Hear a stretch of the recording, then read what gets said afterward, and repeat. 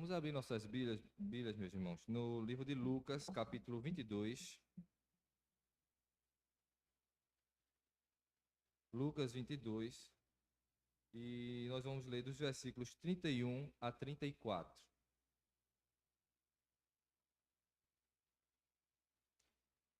O texto exato vai ser, que eu vou me basear a mensagem, é o 31 e o 32 apenas, dos versículos, mas nós vamos ler todo de 31 a 34, porque tem todo o contexto, tem toda, a gente vai entender mais.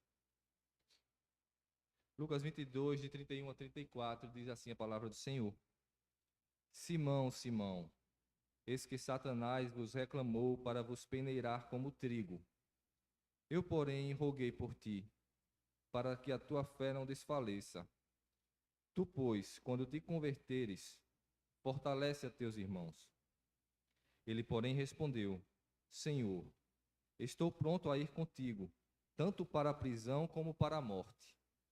Mas Jesus lhe disse: Afirmo-te, Pedro, que hoje 3 vezes negarás que me conheces antes que o galo cante.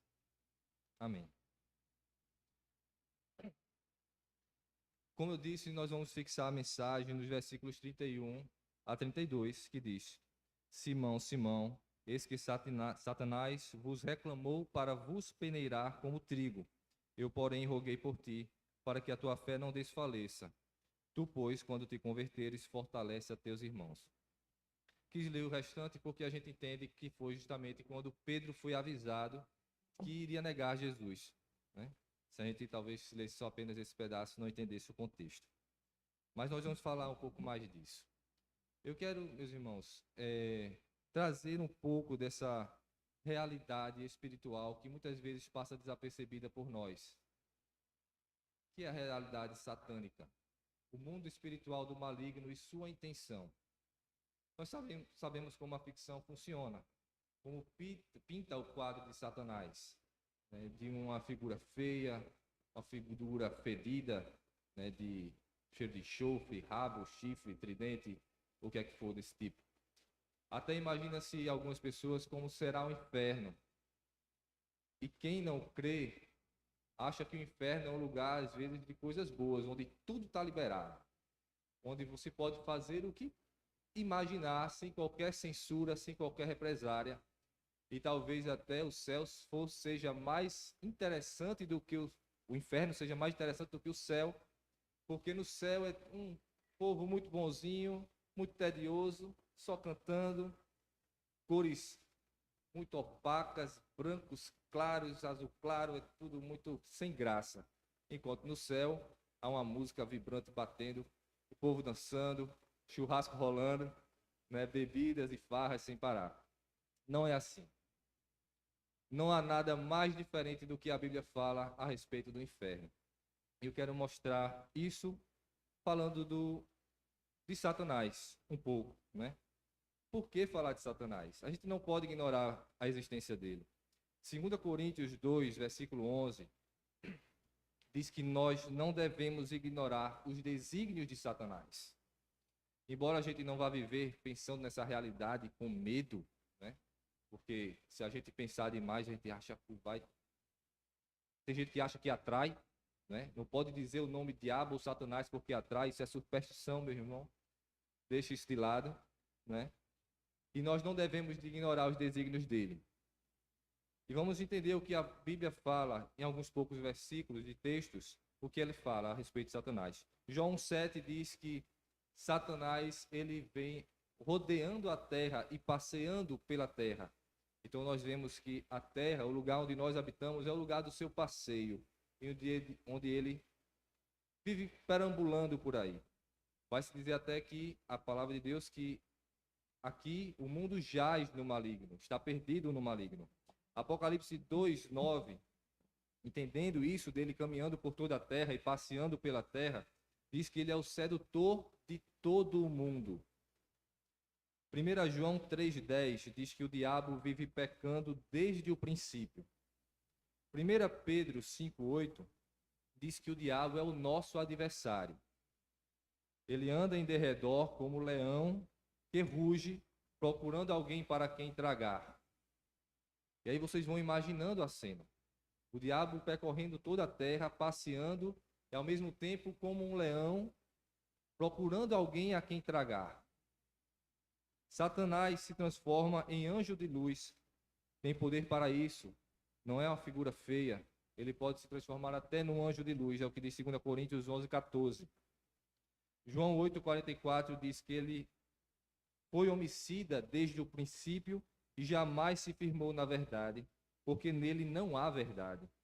Quando ele profere mentira, fala do que ele é próprio, porque é mentiroso e pai da mentira.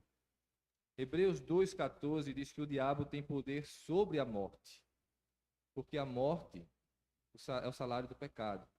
E tudo que ele faz é a fim de levar o crente a cair em pecado. Por isso ele tem poder sobre a morte. Na parábola do joio pronunciada por Jesus, diz que Jesus plantou trigo, então veio o diabo e semeou o joio na plantação de trigo. Na parábola do semeador, em que ele diz que o semeador sai jogando a semente por vários locais, a figura do diabo é representada pelos pássaros, que pega as sementes que são deixadas pelo caminho. Na explicação dessa parábola, Jesus vai dizer que o diabo é representado pelas aves que arrebatam as sementes do caminho, dizendo que ele retira a palavra que caiu no coração das pessoas. Então, o diabo, ele intenta isso, retirar a palavra do Senhor que cai no seu coração.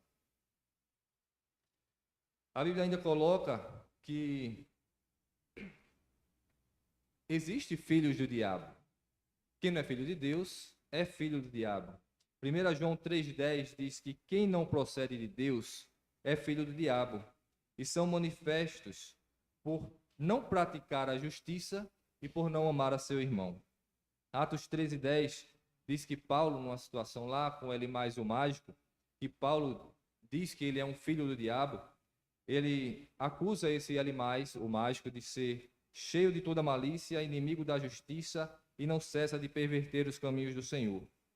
Perceba então como o diabo trata, como ele lida, ele tem os seus agentes, ele tem os seus filhos, ele intenciona o tempo todo destruir, fazer o mal, minar. Minar contra quem? Contra Deus. Contra o povo de Deus, porque ele assim atinge o próprio Deus. O diabo foi ele quem colocou no coração de Judas para trair a Jesus. Paulo diz que o espinho na carne que ele tinha, ele era um mensageiro de Satanás enviado para esbofeteá-lo. Paulo diz ainda que o diabo barrou ele de ter com os tessalonicenses, povo que era filhos dele espiritual. Satanás tem também esse poder de impedir das pessoas chegarem onde querem e fazer o trabalho de Deus. Zacarias 3, versículo 1 e versículo 2, diz que o diabo ele foi opositor à restauração espiritual de Israel, do povo no período pós-exílio.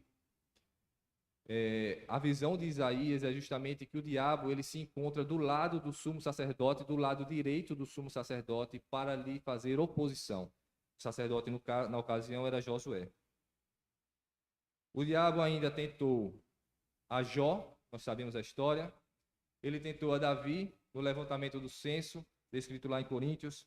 Foi ele que colocou no coração de Ananias e Safira mentir a respeito do campo que foi vendido e mentiu contra o Espírito Santo, e por isso veio a acusação e eles morreram na hora, fulminados. E o diabo teve a ousadia até de tentar Jesus. Jesus, o que dirá de nós? Não é verdade? E esse é o nosso inimigo. É isso que a Bíblia fala do diabo. Ele é o nosso inimigo, não é um ser asqueroso que se apresenta facilmente vai ser lidado. Pelo contrário, é um inimigo invisível, é um inimigo poderoso, que ele faz de tudo para acabar com o povo de Deus. Ele faz oposição às coisas de Deus e tudo que ele quer é o mal. O texto que nós lemos, ele se encontra em um contexto que é bem conhecido da gente. Logo após a Santa Ceia, a última ceia, né, quando Jesus ele apresenta, diz que vai para o Calvário, diz o que o pão e o vinho representam, e nós ceiamos, né? Representamos isso ainda 2 vezes ao mês aqui na igreja, nós fazemos isso. E depois de tudo aquilo, que cantaram o hino e saíram para o Monte das Oliveiras, começa-se um diálogo que é descrito aqui no capítulo 22 de Lucas, dos versículos 24 a 30, um diálogo sobre quem seria o maior entre eles. Os discípulos começam a dizer: eu sou maior, eu sou melhor, quem é melhor que quem? E após essa conversa, é quando se encontra o texto que nós falamos aqui. Quando Jesus, imagine então essa cena, certo? Depois da ceia, imagine que depois os discípulos começam a conversar essa conversa besta, e depois Jesus olha diretamente para Pedro e num ar de solenidade, num ar de tristeza e também de censura, Jesus olha, fixa seus olhos para Pedro e diz: Simão, Simão, Satanás peneirou teu coração. Ele dá essa notícia terrível para Pedro, certo? O diabo reclamou seu coração, é isso que ele diz aqui. Vos reclamou para vos peneirar como trigo. Você pode estranhar a palavra reclamar, né? Satanás vos reclamou. A palavra reclamar, na sua origem latina, ela tem o seu sentido de gritar, exclamar, protestar contra. Por isso, ele tem 2 significados na nossa língua a essa palavra reclamar, certo? Ela tanto pode se referir a uma queixa como a posse. Porque quem reclama tem direito, ou acha que tem direito. Quem reclama qualquer coisa, certo? Se você reclama de alguém, alguma coisa que foi feita, é porque você acha que tem direito de reclamar aquilo, né? Um reclamar no sentido de censura, no sentido de crítica, no sentido de talvez melhorar. Tanto que a gente tem a outra frase, né? Crítica construtiva, né? Mas na verdade é uma censura para algo que não foi realizado corretamente. Mas também tem o outro sentido, que é o de posse, que é o de reivindicação, a exigência ou um pedido insistente. E é nesse sentido que Satanás reclamou eles. Ele diz: Satanás vos reclamou para vos peneirar. Ou seja, Satanás quer eles. Satanás quer os discípulos. Para peneirar como trigo. E aí você imagine realmente uma peneira, sendo os grãos sendo peneirados. No processo de trigo, certo? Existe o malhar do trigo. Se bate no trigo para se quebrar o trigo e ficar o grão. Certo? Fica toda a palha espalhada, então vem com um ciscador, retira-se a palha, os grãos ficam no chão e são colocados com a mão mesmo numa peneira. Perceba que ele pegou do chão, então está cheio de pó, cheio de restante de palha, de sujeira, ele bota na peneira, vai peneirando, joga para cima e vai caindo toda a terra até que sobra só os grãos. Essa é a imagem que Jesus quer deixar, justamente de que eles estão como os grãos ali e Satanás está peneirando. Ele quer escolher os grãos. Satanás está fazendo isso. Com quem? Aqui ele diz: vos reclamou para vos peneirar como trigo. Não é só Pedro, são todos os discípulos. Todos os discípulos que estavam com aquela conversa antes, os que estavam presentes na ceia, e Judas vai embora, né? Mas os outros que ficam, que nós sabemos que Judas era o traidor, mas os outros, de fato, foram os pilares da igreja de Deus, a igreja de Cristo. Eles eram crentes, eram escolhidos do Senhor. E Satanás os escolheu para os peneirar, porque queria fazer-lhes mal, a todos eles. O interessante, então, é que Jesus fala com Pedro. Embora Satanás esteja falando de todos, e Satanás queira todos. E aí, diante dessa incrível má notícia que Jesus dá a Pedro, porque pense, que notícia é essa? Imagine Jesus chegando para você e dizer: Satanás reclamou você para ele. É terrível. Mas ele diz para Pedro uma notícia maravilhosa: eu orei por você. Jesus orou por Pedro. E aí, por que Pedro? Se todos foram, então, reclamados por Satanás. Porque Pedro era o líder. E, de fato, Satanás, a gente vai ver pela história de Pedro, que Satanás escolhe Pedro. E Jesus roga por Pedro, porque Pedro tem esse papel de liderança, ele é que vai instruir o restante do povo, não é? A história de Pedro vai mostrar que após aqui, quando você acabou de ver, Pedro vai ser avisado sobre a sua tentação, sobre o que ele vai negar a Jesus. E de fato, todos os outros discípulos, depois que Jesus é pego pelos soldados, todos eles abandonam Jesus e fogem. Mas Pedro passa por um processo maior. Ele foge também, mas depois ele, juntamente com João, começa a seguir Jesus de longe. Eles chegam até onde Jesus está, na casa do sumo sacerdote. João é conhecido do sumo sacerdote e entra na casa. Pedro não é, Pedro fica do lado de fora. E é quando eles ficam do lado de fora que ele vai encontrar, então, com as outras pessoas que vão interrogar a ele, dizer, você era um deles. Ele vai dizer não. E nós conhecemos a história. Pedro vai negar Jesus 3 vezes. Depois dele negar Jesus 3 vezes, a palavra de Deus ainda diz que quando o galo canta, os olhos de Jesus alcançam os olhos de Pedro. E aí você entende toda a dor de quando Pedro se lembra daquilo e ele chora amargamente. Passa o tempo, Jesus morre, ressuscita, aparece aos discípulos e aparece a Pedro. Pedro está feliz, mas não foi totalmente restaurado. Pedro precisa de um processo ainda. Esse processo se dá na praia, quando ele diz, vou pescar, e todos os discípulos vão com ele. Lá na praia, Jesus aparece a eles, faz uma fogueira, os chama, e sentado ali comendo peixe e pão, Jesus olha novamente diretamente para Pedro e diz, Pedro, tu me amas? Isso acontece por 3 vezes, as 3 vezes Pedro responde, e as 3 vezes que Pedro responde, Jesus diz depois de Pedro, apacenta as minhas ovelhas. Perceba que isso acontece, que isso está lá no capítulo em João capítulo 21, é justamente o desfecho dessa história. Quando Jesus diz, Pedro, apacenta o meu rebanho, apacenta as minhas ovelhas, apacenta os meus cordeiros, as 3 vezes, quando ele diz lá na praia, em João 21, é justamente o cumprimento do que está sendo dito aqui em Lucas 22, quando ele diz, eu, porém, roguei por ti, para que tua fé não desfaleça. Tu, pois, quando te converteres, fortalece a teus irmãos. O que Pedro estava dizendo para Jesus na praia, contrário, o que Jesus estava dizendo para Pedro na praia, era justamente o que ele disse aqui. Quando te converteres, fortalece os teus irmãos. Pedro lá já não precisava ser convertido, ele já foi convertido. E então Jesus deixa a ordenança, apacenta o meu rebanho, fortaleça os seus irmãos, cuide da minha igreja.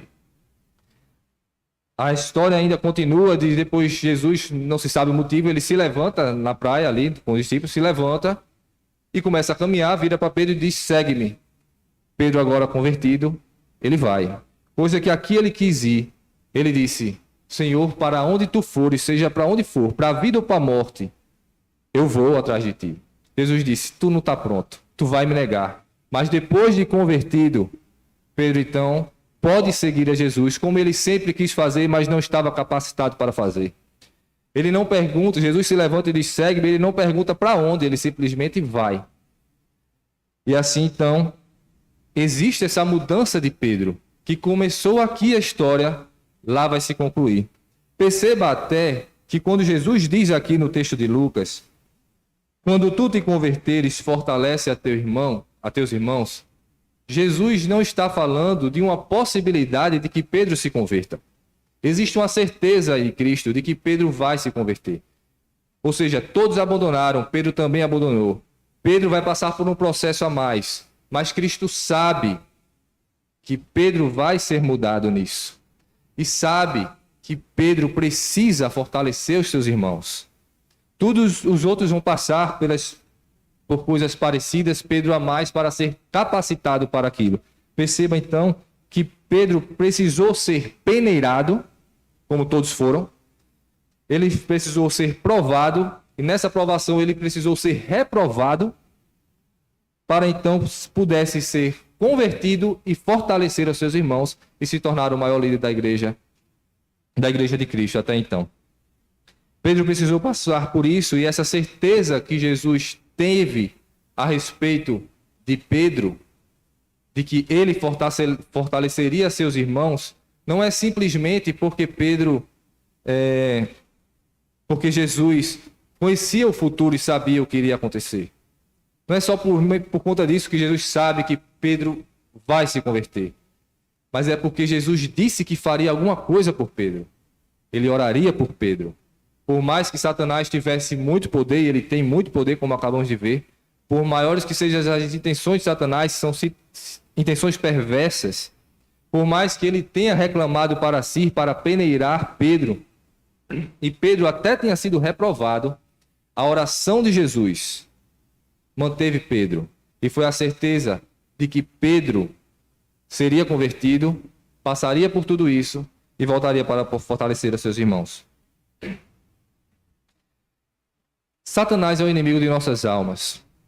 Nós sabemos disso, nós vimos isso, a palavra de Deus nos garante isso. A palavra de Deus ainda nos diz que ele veio para matar, roubar e destruir.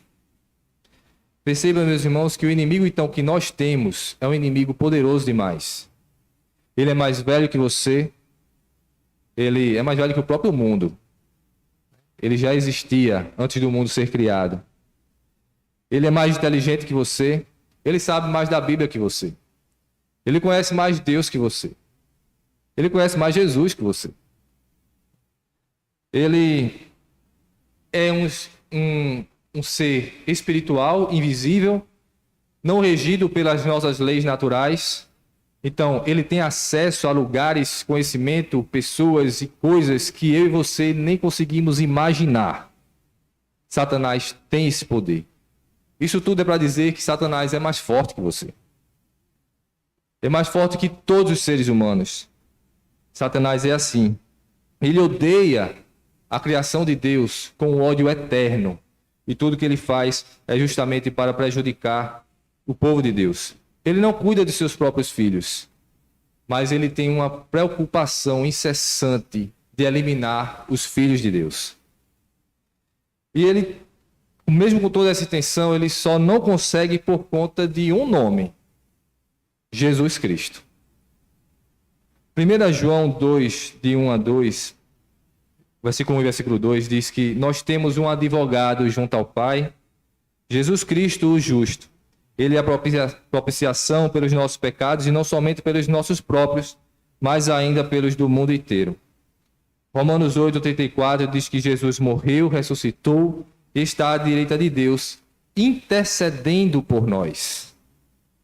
Hebreus 7, 25 diz ainda que Jesus vive hoje, ou seja, a eternidade, para interceder pelos seus. Perceba que a vida de Cristo, depois da ressurreição, não parou o seu ministério. Ele não está simplesmente sentado à direita de Deus, esperando a hora de Deus dizer: vai lá e desça, faça a segunda vinda, estabeleça o reino e a minha glória. Ele está intercedendo incessantemente durante toda a eternidade por você, nominalmente. Assim como ele intercedeu por Pedro. Esse é a vida de Cristo hoje, ao lado de Deus Pai. O nosso advogado, justo, perfeito, que diz que entende as nossas dores, vivenciou as nossas dores, passou pelas mesmas coisas e vivenciou as nossas fraquezas, mas venceu. E diz que os seus podem se amparar nele, e nós temos esse advogado junto ao Pai intercedendo pela gente, incessantemente, dia e noite. Jesus, então, ele é a única razão de nós não sucumbirmos a qualquer das ciladas de Satanás. O preço que Cristo pagou na cruz, ele garante a nossa salvação. Mas o que nos sustenta e não permite que nós fiquemos prostrados diante de ciladas do maligno é a intercessão que ele faz diante de Deus na eternidade. O diabo, ele quer peneirar os filhos de Deus. Ele continua agindo dessa mesma maneira. Ele quer arrebatar a palavra de Deus do coração das pessoas.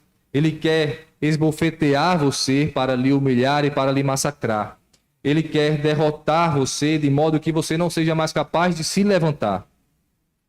Cristo, porém, ele roga por tua vida, para que Deus derrame graça, força, paz, sabedoria e bênçãos infindas sobre a sua vida, para que você não caia em tentação, mas seja livrado do mal.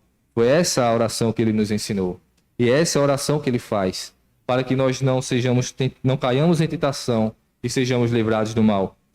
Para que eu e você estejamos preparados para resistir ao diabo e a resistir ao dia mal. Para que nós estejamos prontos para vencer o inimigo. Sim, nós temos condições de vencer o inimigo. Apesar de ele ser tão forte. Tiago 4, versículo 7 vai dizer que nós devemos nos sujeitar a Deus, resistir ao diabo, ele fugirá de nós. Ele fugirá de nós. Efésios 6,16 Efésios 6 vai falar da armadura de Deus.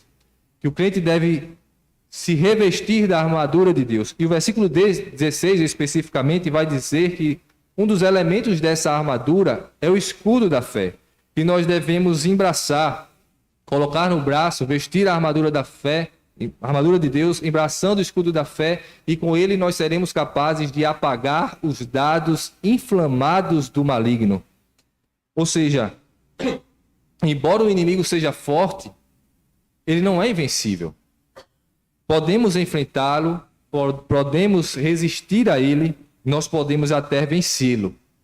Não por nossas próprias forças, obviamente, mas pela força de Cristo, com a armadura de Cristo, nos chegando a Deus.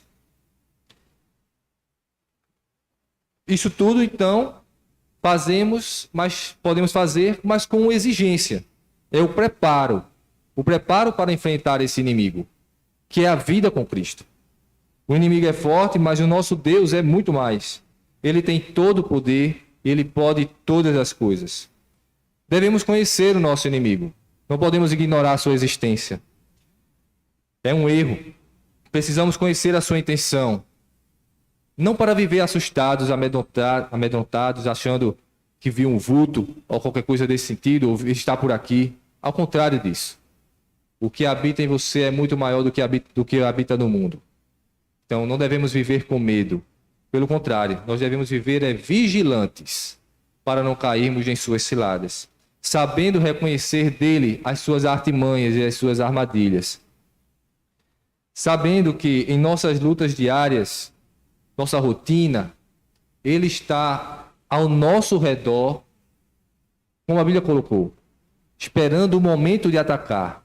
Um leão feroz esperando esse momento.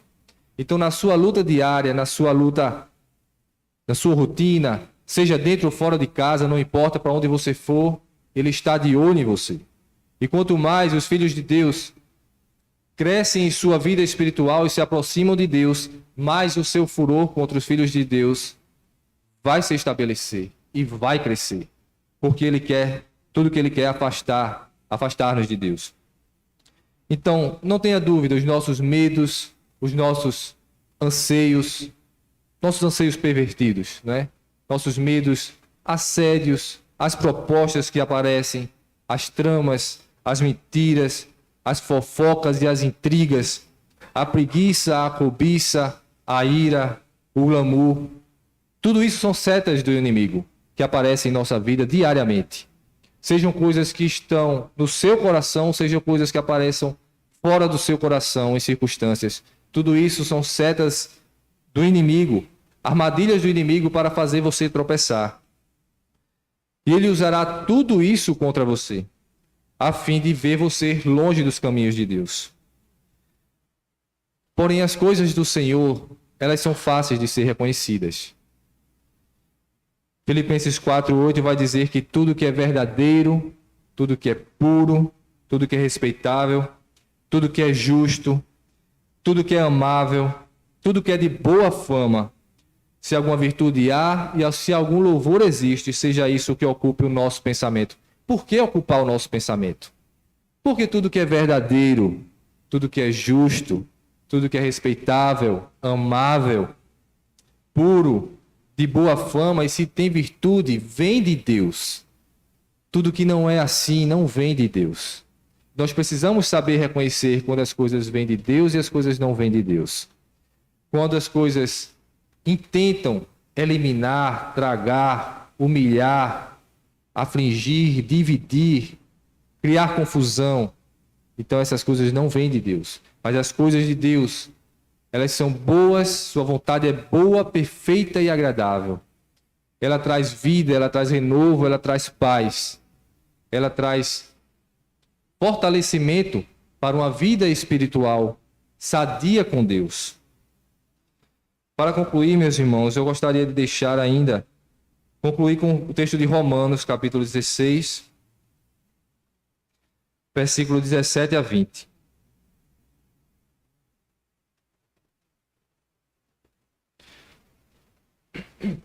É a recomendação que Paulo faz aos romanos já no final de sua carta e que serve muito para a gente. Rogo-vos, irmãos, que noteis bem aqueles que provocam divisões e escândalos em desacordo com a doutrina que aprendeste. Afastai-vos deles, porque esses tais não servem a Cristo, vosso Senhor, e sim a seu próprio ventre, e com suaves palavras de lisonjas enganam o coração dos incautos. Pois a vossa obediência é conhecida por todos, por isso me alegro a vosso respeito, e quero que sejais sábios para o bem e simples para o mal. E o Deus da paz em breve esmagará debaixo dos vossos pés a Satanás. Pausa aqui. Vejam esse final. E o Deus da paz em breve esmagará debaixo de vossos pés a Satanás. Quem esmagará? Deus esmagará. Debaixo dos pés de quem? Dos nossos pés.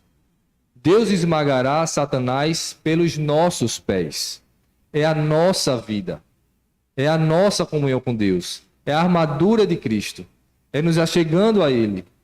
É dependendo dEle, justamente dessa intercessão que Ele tem pela gente o tempo todo. E diante disso, Satanás será esmagado. Ele fugirá diante de nós. Ele será derrotado pelos pés dos filhos de Deus.